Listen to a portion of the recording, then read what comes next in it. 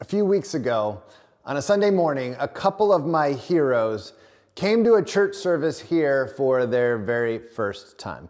They are my 86-year-old great aunt and uncle. Now, they've listened to some of our sermons over the years, watched a few videos, but they live in Southern California, and so they were actually coming back to Michigan to visit some people and some places that are near and dear to them on sort of a farewell tour. And in that they're 86 years old, that seems reasonable that they wanted to do this now while they still have their health. But on that Sunday, they came to our services and they sat and stood in the front row with me and my mom and my kids and with Charity. And it was just amazing to have them. My uncle is actually a retired pastor, and he's always been incredibly insightful and energetic and passionate about Jesus. He's that type of guy that if you have lunch with him at a restaurant, he's talking to the server about Jesus before the meal's over, and somehow he's invited them to church and is like praying with them. He's just an amazing, encouraging guy every time I'm around him. Well, on that Sunday, during our worship service, the music was going on, and of course, the team was doing an awesome job. But the truth was, I wasn't paying that close of attention to what was being sung. I mean, I was sort of singing, but I was also thinking about what I was going to say once I got up on stage. And the worship team was singing a song that has lyrics that I'm pretty familiar with, but at one point during the song, my uncle gave me a quick little elbow to the ribs to kind of get my attention. Now, the song that we were singing at the time says this in the verse. And on that day, when my strength is failing, the end draws near and my time has come. Still my soul will sing your praise unending, 10,000 years and then forevermore. Well, the elbow from my uncle came right at the line that said, the end draws near and my time has come. And when I turned to see what he wanted, he said with a little bit of a twinkle in his eye, he goes, hey, they're playing my song, man. That's my song. And he was smiling and he was singing with such joy, despite the fact that he's 86 years old and that he's here on a farewell tour and all of that. And I looked and I thought, does my faith look like that? Do I have that sort of joy in all circumstances? After the worship service, we went out to lunch just down the road from here. And Charity and I, we arrived a little bit late, and we found my mom and my aunt who were standing outside the restaurant waiting for a table. And I said, hey, where's Uncle Larry? And they said, oh, he's in line over there. And I said, okay. And they said, yeah, somebody came up asking us for money, and he offered to buy him lunch. I said, okay. So I walked over there because I kind of wanted to check on him to make sure he was okay. And as I walked up to the two guys standing in line, my Uncle Larry and this other gentleman, they were waiting at a window to order some food. And I went up and I introduced myself to the guy, and he looked at me with a degree of suspicion, maybe as much suspicion of me as I had of him. And I was just trying to figure out what was going on. And my uncle said, oh, and he introduced me to him. And he said, this is so-and-so, and I'm buying him lunch. I said, great. So we got up to the window, and the man began to order. And he said, I would like a soda, please. And my uncle goes, yeah, go ahead. And he's looking at the menu. I have, it's like some fancy gourmet, sort of like entree mac and cheese. My uncle goes, that's good. Did you want anything else? And the man goes, sure, I'll have a dessert as well. My uncle goes, that's good. Did you want anything else? And the man goes, well, I guess I can have a second soda. My uncle goes, yeah, go ahead, man. Go ahead. And he goes, okay, I'll have a second soda. My uncle goes, do you want anything else? I'm buying. Go for it. The guy goes, I'll have another order of mac and cheese. And my uncle goes, yeah, go for it. What else do you want? Anything else? And the guy goes, no, that's enough. My uncle goes, okay, no problem. And he pays for his lunch like $40 worth. The guy gets one dessert, two sodas, and two orders of this kind of entree, gourmet, mac and cheese type stuff. And then we walk away from the window, and as we do, my uncle thanks the guy for coming up and talking to him, gives him fist bumps, and tells him to have a blessed day. And I walk away, and I think, does my faith look like that? Am I that sort of spirit-filled and generous and joyful, and that, like, I don't know, just Jesus just oozes out of me? And I'm not retired. I'm currently a pastor in this town. And do I look like that? We are in week whatever in 1 Corinthians, and we've been studying this letter written by a man that we call the Apostle Paul. And he was the founding pastor of a church in the ancient Greek city of Corinth, where he started the church and he helped it get rolling for about 18 months, and then he moved away to start other churches. And as he moved away, that church, well, it grew and it changed and it ran into a few struggles. And so they let him know that they were struggling with some things. And so that he wrote this letter to address some of those issues, like divisions in the church. People were picking different leaders that they liked better, or struggles with sex or marriage, or not understanding singleness, or lawsuits or spiritual, all kinds of things that they were wrestling with. And so as we go through this letter, the Apostle Paul keeps saying, hey, about this issue you're facing, bam. About that issue you're facing, boom. He's just kind of hitting all these different subject matters and trying to help them stay centered on who Jesus really is and what Jesus has really done for them. Now, one of the big issues they were facing doesn't sound like a big issue to us, but it starts in chapter 8, and it runs all the way through chapter 8, 9, and 10. And the issue was that there were people that were eating meat that was sacrificed at these temples dedicated to idols. And so some of the folks in that church would eat the meat or buy the meat from the temples because it was kind of cheap, and they just figured, hey, it's just good food, good cheap food. And other people thought, oh, you can't do that. That's like dedicated to demons or something. And so there was some disagreement about that. And so the Apostle Paul tries to help them understand what it looks like to be so captured by Jesus that you will give up your rights, your freedoms, in case it hurts somebody else. And so he kind of talks them through that. So today we're looking at chapter 9, which is right in the middle of this section of argument on food sacrificed to idols and how to handle it. In chapter 9, the Apostle Paul does something where he kind of uses himself as a case study. He says, I want you to understand how I live and how I see my rights and my role as an apostle. And as he gives a picture of himself, that question that my uncle sort of raised in me came up again, which is, do I look like does my faith look that way? Like, do I have, like Pat was talking about last week, faith and hope and love just swelling up in me? Or are there other things that are holding some of that back? In a way, we're supposed to be like a garden where the fruits of the Spirit kind of grow. But if you've ever tried to garden before, it seems like weeds always grow faster and more abundantly and regularly. Like you have to keep kind of addressing the weeds. And so as you look at chapter 9, we're going to see a man who is blooming where he's been planted. The Apostle Paul, when he describes himself, it's incredible how God has captured him with this message, this love of Jesus and what his life looks like. But as we read it, I want us to think about, do we look like that? Or are there some weeds that have tried to grow up and keep us from blooming? So, few things that we're going to look at today, just a few weeds, if you will. And as we look at the Apostle Paul, let's compare it kind of to our own interactions, okay? So this is 1 Corinthians chapter 9, and we're going to start down just a few verses in verse 12.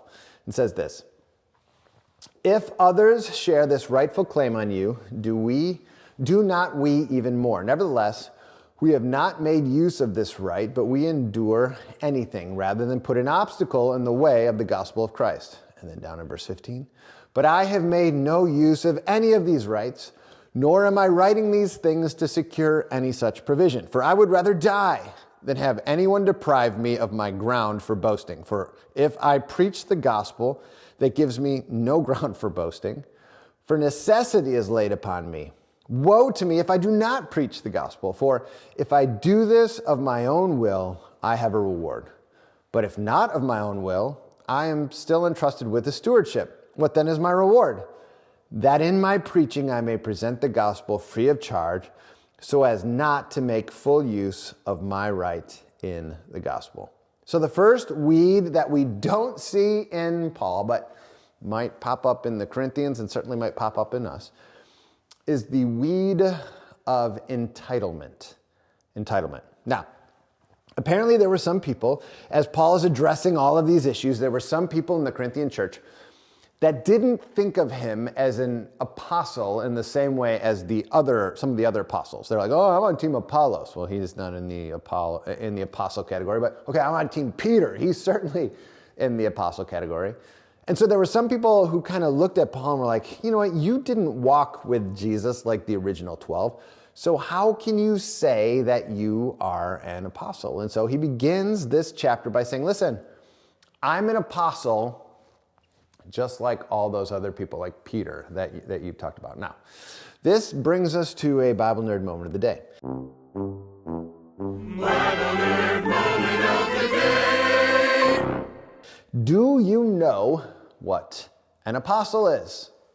I mentioned really early, this is a person we call the Apostle Paul. Do you know what an apostle even is? Well, the reality is there is some argument around what an apostle is. Is apostle simply a title? Like from now on, instead of calling me Pastor Ty, please refer to me as Apostle Tyson, right?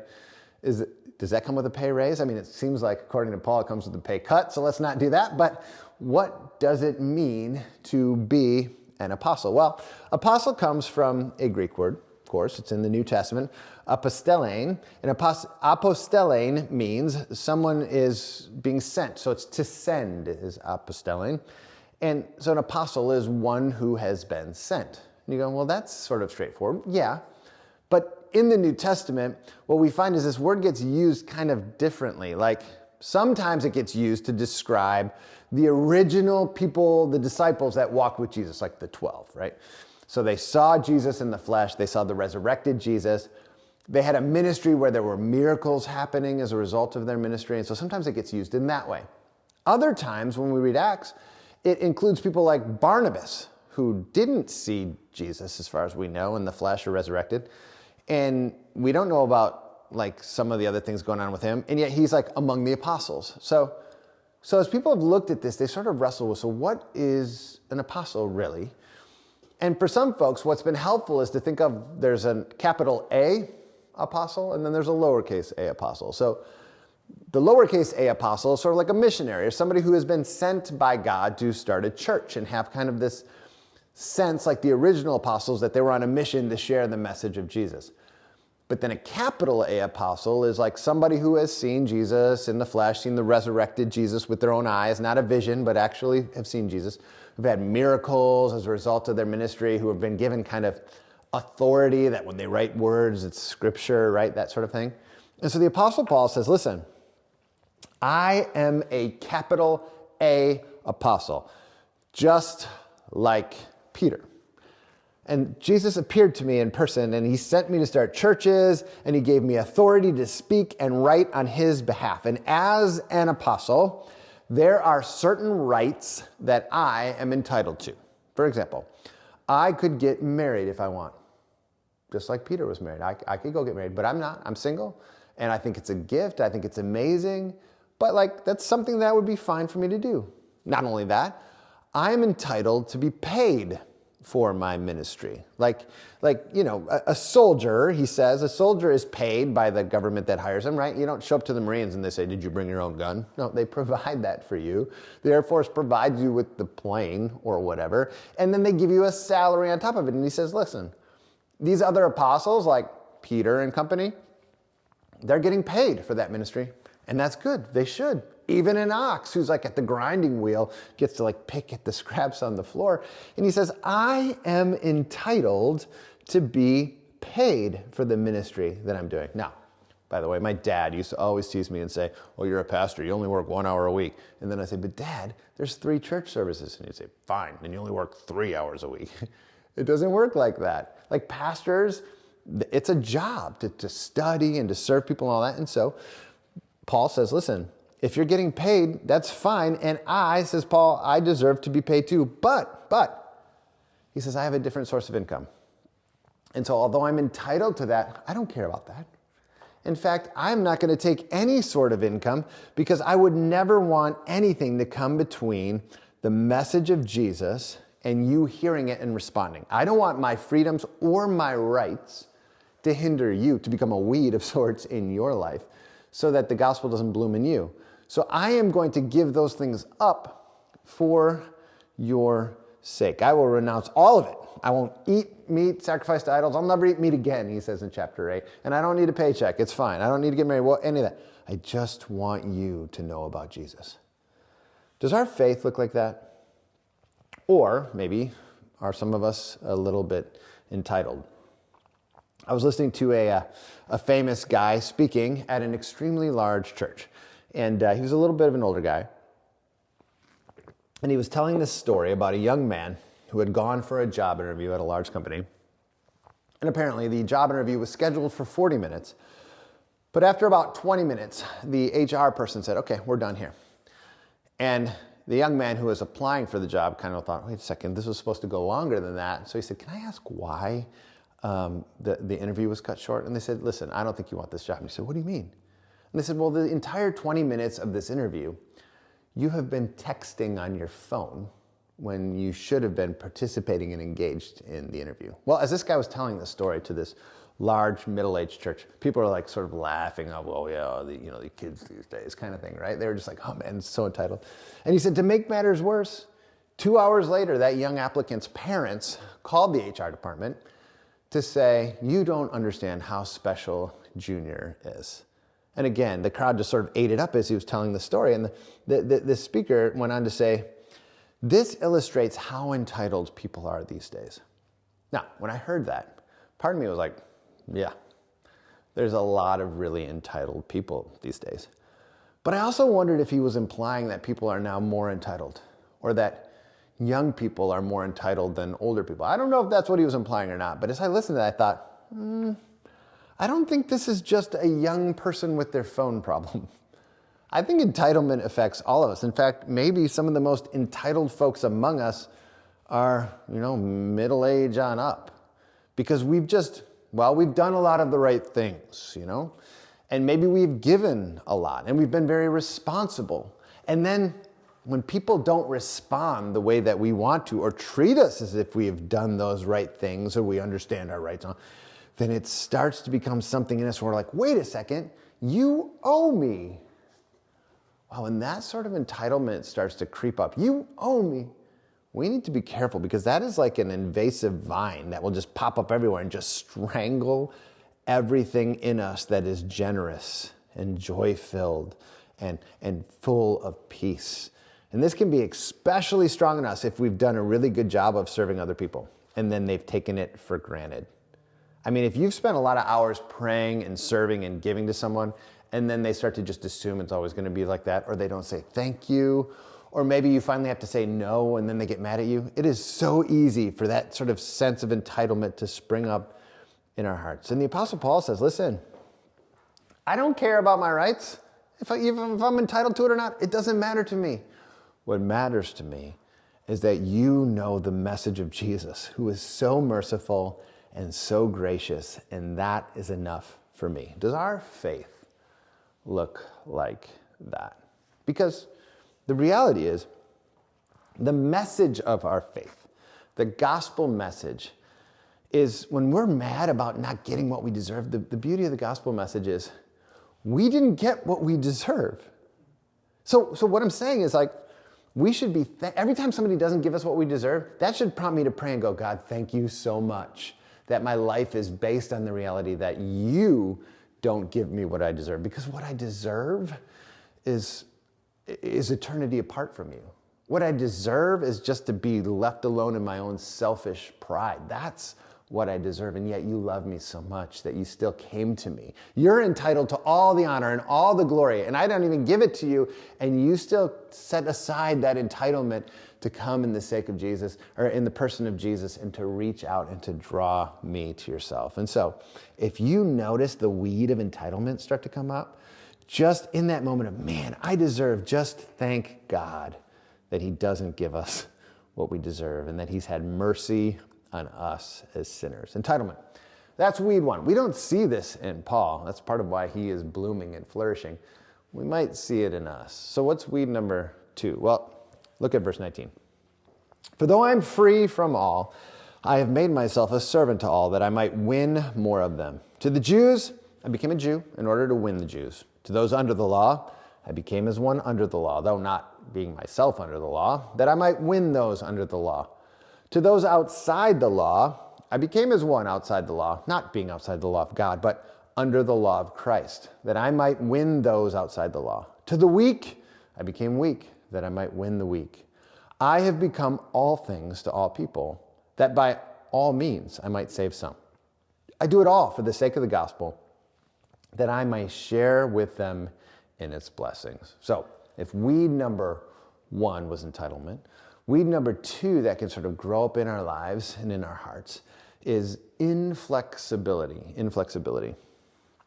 So we sat at the table for lunch after my uncle had purchased this lunch for this man who had left after saying thank you, taking the food and leaving.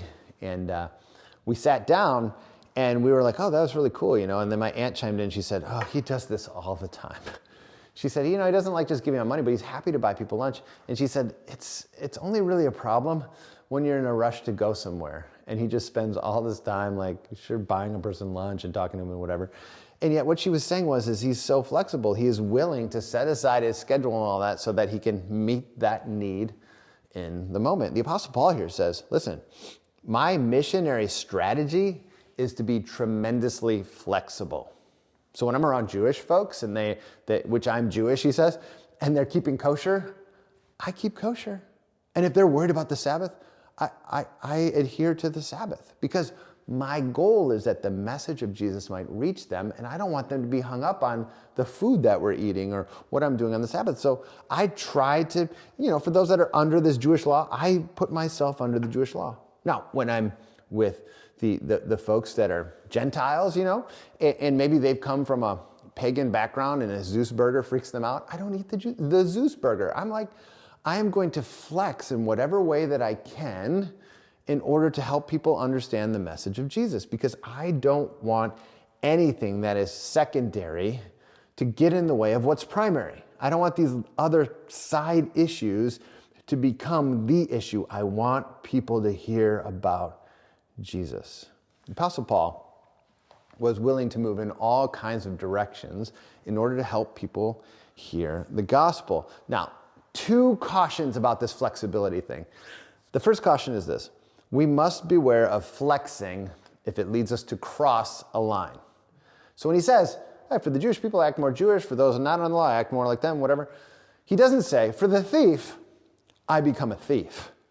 For the temple prostitute, I prostitute myself. I do exactly whatever they do in order that I might reach them. No, there are still lines and laws. He said, look, I'm not outside of God's law. There are still convictions that we are called to live by, but when it's possible, I'm going to flex in these secondary issues, but I'm not going to give up my morality. So the first caution is, yes, be flexible, but beware of crossing lines.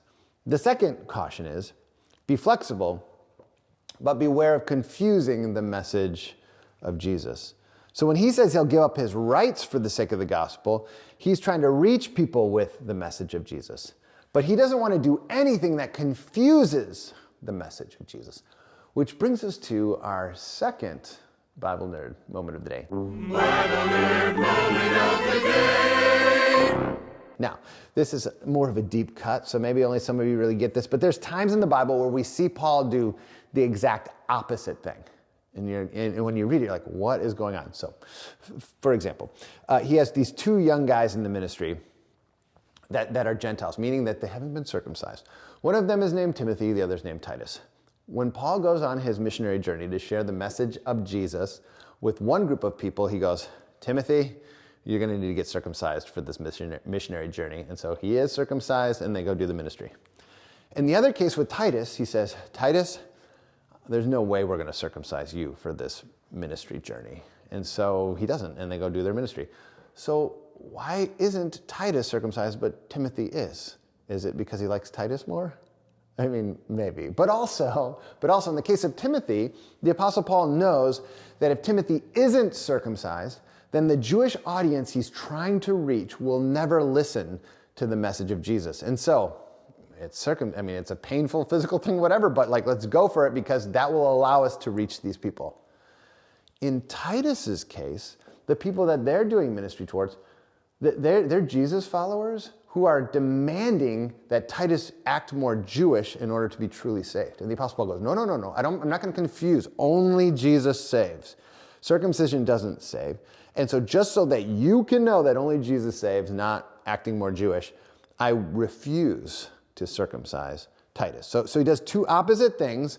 He's very flexible in how he responds, but he's never going to try to confuse people on who really saves. Jesus saves. Maybe this example helps a little bit. This is from a Greek New Testament scholar, seminary professor, etc. His name is D.A. Carson, and he said, "If I am called to preach the gospel among a lot of people who are cultural teetotalers, I'll give up alcohol for the sake of the gospel. But if they start saying you cannot be a Christian and drink alcohol, I'll reply, pass the port, or I think I'll have a glass of Beaujolais with my meal." Paul is flexible and therefore prepared to circumcise Timothy when the exclusive sufficiency of Christ is not at stake and when a little cultural accommodation will advance the gospel. He is rigidly inflexible and therefore refuses to circumcise Titus when people are saying that Gentiles must be circumcised and become Jews to accept the Jewish Messiah. So do you see? He's flexible in a way, but he's flexible and he's not going to cross moral lines, and he's not going to confuse people on who really saves. Jesus really saves. But he's flexible. Does our faith look like that? Does our faith look like we are willing to set aside our time, our perfect little plans, some of our money, that we're willing to move toward people because we're so passionate about the message of Jesus? Is that how we look or not? For years, I worked in student ministries with high school students. And one of the things that I would talk with to my leaders every year was how to win over high school students. Now, if you're a high school student watching this, you do not make it easy for grown adults to try to talk to you, okay? But what would happen is we'd go through a few weeks, and I would have some, middle-aged adults, whatever, people that genuinely cared about teenagers who weren't particularly cool or whatever. And yet they really wanted to be able to talk to these students. And so they would try, and the students might or might not ever pick their head up from their phone or roll their eye, or, some guy makes a corny dad joke, and they'd be like, what a dork, or whatever. And these parents, these adults, they'd come back to me and they'd be like, this is so hard.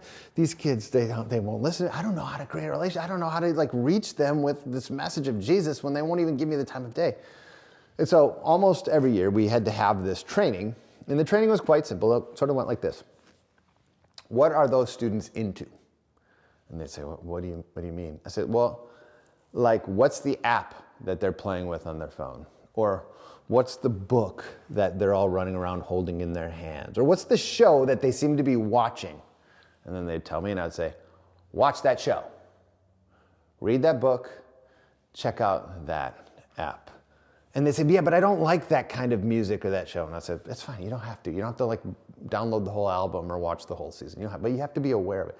Yeah, but I don't like books about vampires or whatever. And I said, well, of course you don't, because you're a grown, smart human being. Who likes those weird books, right? But I said, it doesn't matter if you like it. What matters is that you care about the student. So understand what they're interested in their language, learn it, and then when you see them carrying that book around and playing that app, you say, oh, here's my score on the app. I'm terrible at it. How do you guys get better? Here's what I thought about the book. I'm Team Jacob or whatever. I know I'm dating myself a little bit. But just flex in their direction and be interested in what they're interested in. And guess what? It actually worked. And the Apostle Paul said, listen, I'm willing to read a corny book. I'm willing to change my diet. I'm willing to take Sabbath seriously, whatever it takes so that people will hear the truth of who Jesus is. Does your faith look like that? Yeah, but they root for a team whose colors I don't like. Okay, fine, whatever. That's fine. You don't have to pretend you like the colors of that team or their fight song, because ours is better anyway, right? You don't have to. But are you going to let sports fandom get in the way of the message of Jesus going out? Or they have different yard signs for a different political party, and you're thinking, they need to take those down. You might be right. We should all take those down. But are you going to let that stand in the way of them hearing the truth about who Jesus is? Or are you going to, have a conversation, listen to them? Or if your Muslim neighbor is coming to your kid's grad party, are you going to only serve pork? Or are you going to maybe find something, if you know that they're coming, that they would want to eat also and wouldn't put them in a weird situation? Are you willing to flex? Because if we're going to bloom, faith, hope, and love, if those things are going to happen, we have to beware of weeds like entitlement or being inflexible. Does our faith look like that? One more weed. Do you not know that in a race all the runners run, verse 24, but only one receives the prize. So run that you may obtain it. Every athlete exercises self-control in all things. They do it to receive a perishable wreath, but we an imperishable. So I do not run aimlessly. I do not box as one beating the air, but I discipline my body and I keep it under control, lest after preaching to others, I myself should be disqualified. Weed number 3 is a lack of discipline. One of the things that can keep us from blooming where we've been planted is if we lack discipline, if we get kind of out of control, right? We have no self-control with our bodies, this is all the stuff that Paul's just been talking about. He's been talking to them about having control in their relationships. You're just like flying out of control and going and suing people, or control with their bodies. You're just sleeping around like it's no big deal, or control with their diets. You're just eating whatever and you're not paying attention. He said, you must discipline yourself like an athlete. Now, held near Corinth were one of the ancient world's largest Olympic-style games called the Isthmian Games.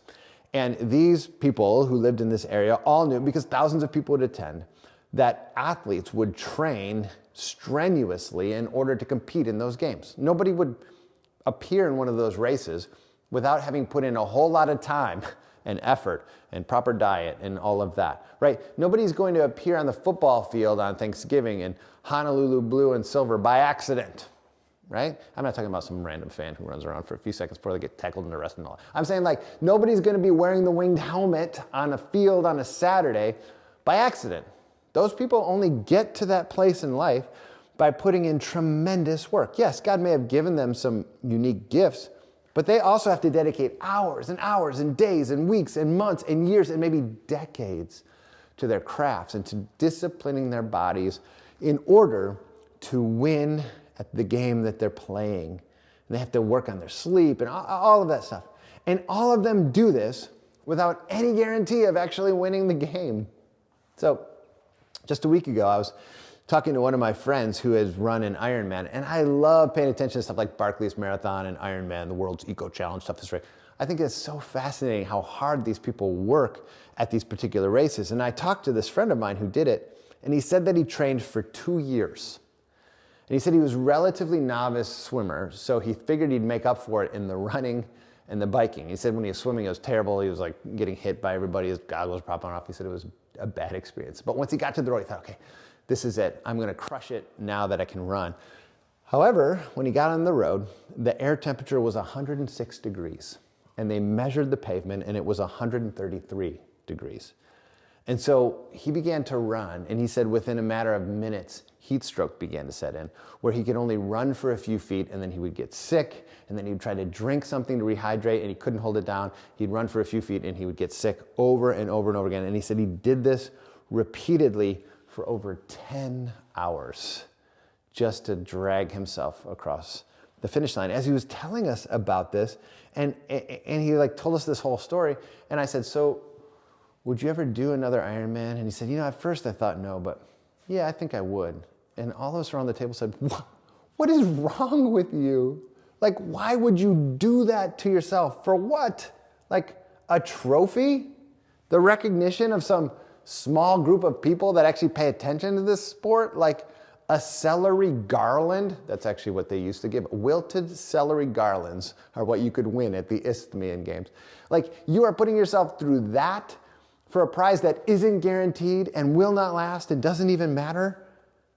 And yet, despite the fact that I think this friend of mine is kind of crazy, I also respect him. Yeah, I told him I was going to mention that, but I also respect that sort of drive and that sort of intensity. Don't you? When you see somebody who is that disciplined and controlled and willing to put themselves in a position to just go. And the Apostle Paul says, listen, we get to run this race of our faith, not believing or thinking that we can earn our own salvation. No. Jesus has won the salvation for us. He is the one who conquered death. He is the one that secures the eternal prize for each of us. But we get invited onto Team Jesus. And we get called to live a life like an athlete that is dedicated to running this race that he has set out before us. Did you know that the World Cup is starting in a few days? I know I'm talking to an American audience, so the answer is probably no, but the World Cup's sort of a big deal. It's starting in just a few days. And if I got a phone call today saying, you've made the World Cup roster, I'd say, I didn't even try out. And they'd say, that's fine. Coach Beraldo, he knows you, whatever. He signed you up. There's a uniform being sent to you. Try it on, make sure we have the sizes right. The tickets have already been booked in your name. The first salary check has already been deposited in your bank account. You are now representing the U.S. in the World Cup. I would think, well, I didn't do anything to deserve it, and I'm not good enough. And the person on the other line says, we know, and you're absolutely correct, but get yourself ready. What would I do this next week to get ready to be part of this World Cup team? Well, for starters, I would probably eat a little bit healthier. I would not miss a jog, I'd go find a soccer ball and juggle it. I'd say, hey kids, how do you play soccer? Do I use my hand? I would start to do some simple things to move in the direction of living up to this honor that I'd been given. Now, why? Would I do it because I thought, they're not going to win the World Cup without me? No, I'm probably going to make no discernible positive difference to being on the World Cup roster. But I would be so floored by the honor and the opportunity and the possibility of just being on such an elite team that I would begin to discipline myself in some small ways to live up to that which I've been called to. That's what the Apostle Paul is saying. These folks are participating for their celery wreath, whatever that is, and you have been called to be on Jesus' team, to be part of what God is doing in this world, to bloom right where you've been planted. But don't let these weeds start to pop up, right? If it starts to feel entitlement, no, you get rid of that right away. If you start feeling like rigid and inflexible, no. You need to be flexible, wise, but flexible. And when you start to sense, I just want to give in to whatever base desire, stop. Because you only have a limited amount of time here on this earth. We all only have a limited amount of time. We must be in control, self-controlled, and disciplined for the sake of the message of God. Does your faith look like that? Does mine? We have been called to be part of something so tremendous. It is an honor. It is an opportunity that I would like to believe that God has put us here for such a time as this, to live these lives, wearing His banner for His kingdom and His glory. Let's pray. Father, we thank you that we do have examples in our lives like Uncle Larry, like the Apostle Paul, that there are people that when we see how they are living for you, it just makes us go, oh, I don't think I'm there yet. Probably because we're not. But God, we do ask that your Spirit would continue to knock off the rough edges, yank out the weeds in our hearts, that would be so captured by who Jesus is and what He's done, that we would be more driven than even these intense athletes to pursue your purposes here on this earth. We love you, Father. We pray this in Jesus' name. Amen. Well, amen. Man, I don't know about you, Matt, but I have been loving this 1 Corinthians series. It's been really just so good for my soul. I feel like it's been just really, really good for our church, and I hope that has been the same for you. Hey, in just a moment, we are going to go into a time of worship, but before we do, especially if you are new, we just have some announcements for you. Yeah, and so normally we have 3 identical in-person services on Sunday, and those times are 9:30 a.m., 11 a.m., and 5 p.m. However, Thanksgiving weekend, November 27th, we will not have our 5 p.m. service. So Thanksgiving weekend, we'll just have 9:30 a.m. and 11 a.m. And so there's always so many things going on here at GBC, and the details on everything happening here can be found in The Loop, which is our e-newsletter. It's the best way to stay up to date, and you can subscribe to it at grace82.org/loop. And then finally, here at Grace Bible Church, we believe that giving is an act of worship. You may give online at grace82.org/give or by mailing your offering to our 1300 South Maple Road address. All right, let's go into a time of worship now.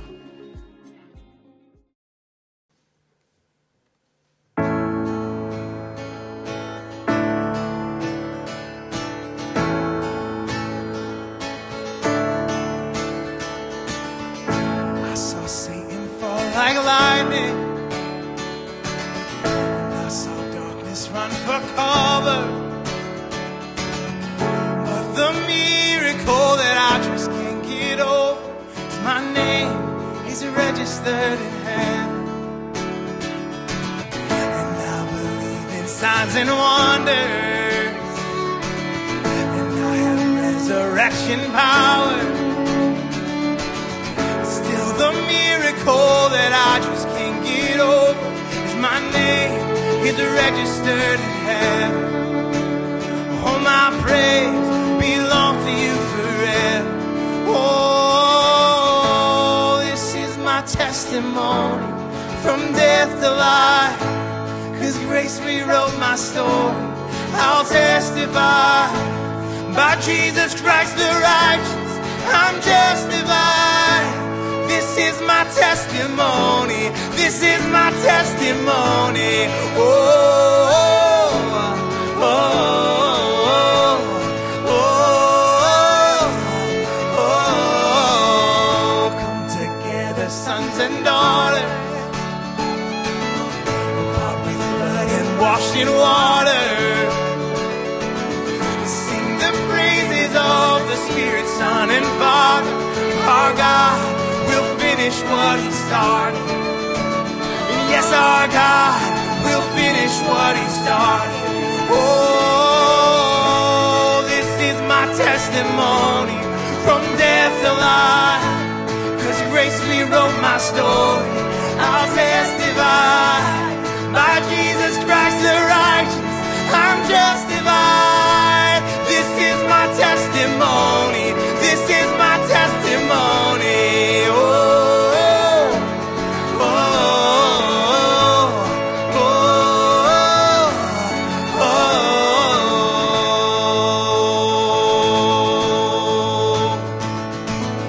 If I'm not dead, you're not done. Greater things are still to come. Oh, I believe. If I'm not dead, you're not done. Greater things are still to come. Oh, I believe. If I'm not dead, you're not done. Greater things are still to come. Oh, I believe. If I'm not dead, you're not done. Greater things are still to come. Oh, I believe. Yeah. This is my testimony from death to life. 'Cause grace rewrote my story. I'll testify by Jesus Christ the righteous. I'm justified. This is my testimony. Oh, I'm alive. This is my testimony from death to life. 'Cause grace rewrote my story. I'll testify by Jesus Christ the righteous. I'm justified. This is my testimony. This is my testimony.